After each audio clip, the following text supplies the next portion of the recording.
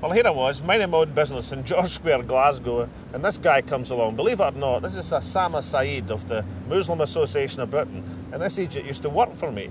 So, Osama, what are you doing stopping my transmission in George Square?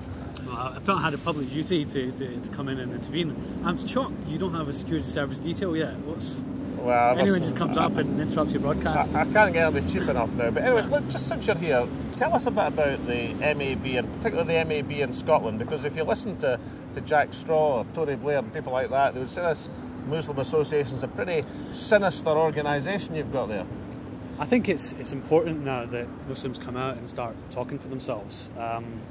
People tell us apparently what we believe, but it's very simple. You know, we live in a society, and unfortunately it seems that as a Muslim I've got to give people lessons in liberalism, that, you know, we should be free to be as we want to be, and in this country it just seems that there seems to be a constant clampdown on what you can wear, what you can say, what you can believe. You've been liking this veil controversy. I mean, you don't want to wear a veil yourself, I suppose. Well, people say I probably should. It wouldn't be a bad idea, but you know, it's these kind of things, and it's shocking that, you know, Labour seem to have aligned themselves along the same lines as Pim Fortuyn's party in Holland and right-wing party, Freedom Party in Austria, and they seem to be pandering to the worst kind of sentiment in this country. The most extraordinary thing about that, the veil debate, was the way that Straw started it. You know, talking about people coming into his surgeries. You know, a member of Parliament, I can't get my head around this. A member of Parliament there to serve the public starts telling members of the public what they should and shouldn't wear when they come into his surgery. Yeah. But that's not really what it's about, is it?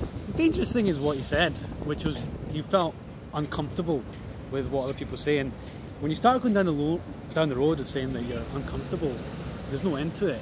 And, you know, it's not our job to make him comfortable, you know. Yeah. Also bringing his pipe and slippers into surgery so he's nice and comfy. What do you do if somebody goes in a kilt, you know, maybe disturbed by their knees or something, you know? Yeah, absolutely. And, you know, in Scotland as well, this whole thing of what is Britishness, and it's completely irrelevant to Scots like myself. I mean, they don't feel British whatsoever. Okay, what about young Muslims? I mean, how comfortable are young Muslims in Scotland with Scottish? How comfortable is Scotland, do you think, with Muslims?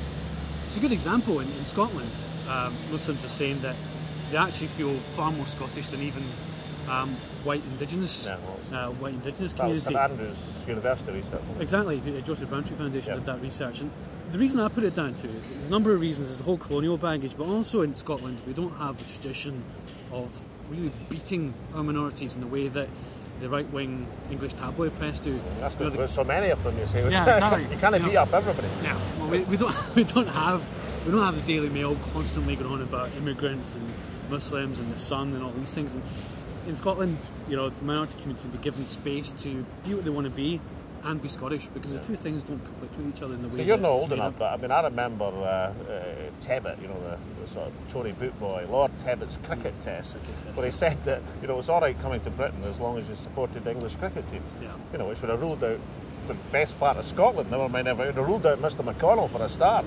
But it seems to me Labour are doing now much more extensively what Tebbit was doing then. You know, it's okay as long as you conform to this set way of doing things.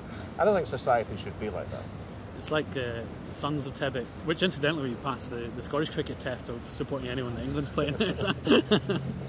And so you know, society, diverse society. I mean, that makes it. I mean, to me, this Britishness that Straw and Blair and Brown are putting forward is boring. I mean, never mind, you know, the rights and wrongs. It's just boring and bland. And who wants a society where everybody, you know, does the same things, do the same things, or all votes New Labour, of course, which is really what is behind it.